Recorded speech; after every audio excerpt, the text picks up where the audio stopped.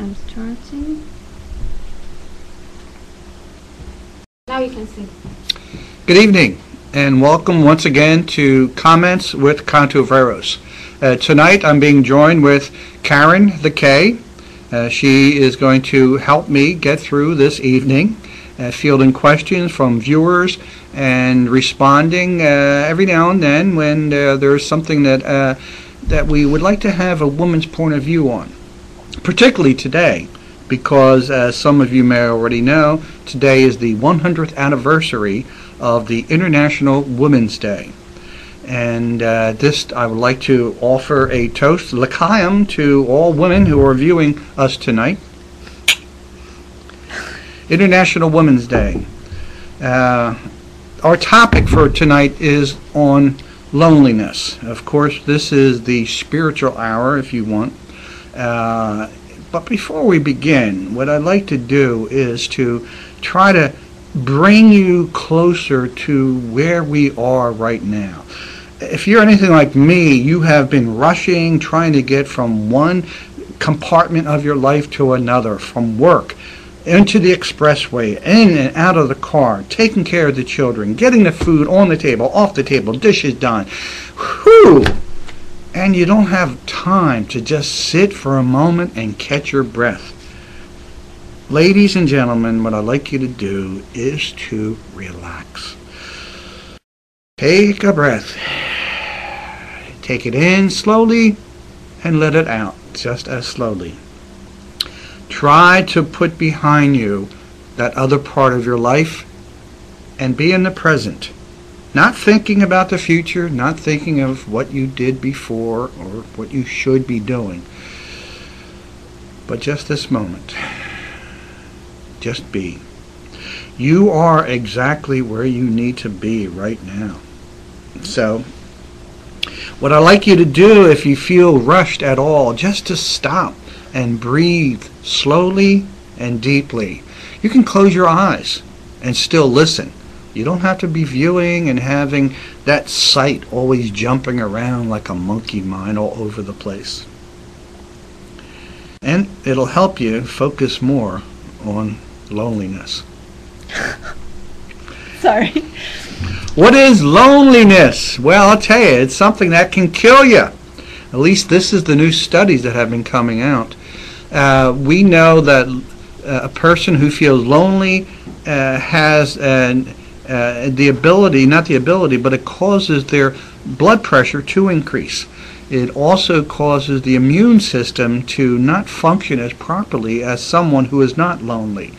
When we think of lonely, we think of just that, the word itself, being alone. And one of the things that we've done is to take a further look at take a look at loneliness. Michael, a Yes. viewer asked, do you have a prescription for loneliness? Love. Love. First, the love must generate from yourself. And a lot of times, due to dislike, due to the inability to really love yourself, you can't get over that first stumbling block. You must forgive yourself. That is the greatest prescription to love. Forgive yourself. Forgive what you didn't do and what you think you have to do. You don't. You are good just the way you are this very moment. You don't need to improve anything. You got that? If love is the prescription for loneliness, what is love? Love is the feeling, the awareness, the ability to place another person in the same position as you, a loving position. Now, I know that when asked what is the main reason for what my life is all about, the wise men would say, love. Love thy neighbor as thyself. Now that's taken from biblical words, it's taken from studies and all different types of religion. But when you come to think about it, that's what life is all about. Loving your neighbor as yourself. But keep in mind the last part of that statement, Love your neighbor as yourself. If you don't like yourself, you're going to have a hell of a time trying to love someone else. So you got to start with yourself. You got to look at the inequities, the problems that you have, and say, wait a minute, hey, I'm not the greatest person in the world. I have things that I don't like. There are things that all of us have. I don't want to say they're bad, but what we've been given in life, I think, we have abused. We have not taken advantage of the, let's call it the connection that we should have with the nature that's all around us. Michael, I hear you saying connection. So would you agree that part of the prescription for loneliness is in unity? And if so, why do people feel lonely even in the presence of others? I'm sure many of you have felt the way that I have. Perhaps you would have gone to a dance, gone to a party, going to a dinner engagement, and there you are seated with all these people all around you. All of them are chatting, smiling, laughing. Some are giggling, some are schmoozing, and you are all alone. And you become aware of how different, strike that, you become aware of how disconnected you are seemingly from all those people around you. That is loneliness.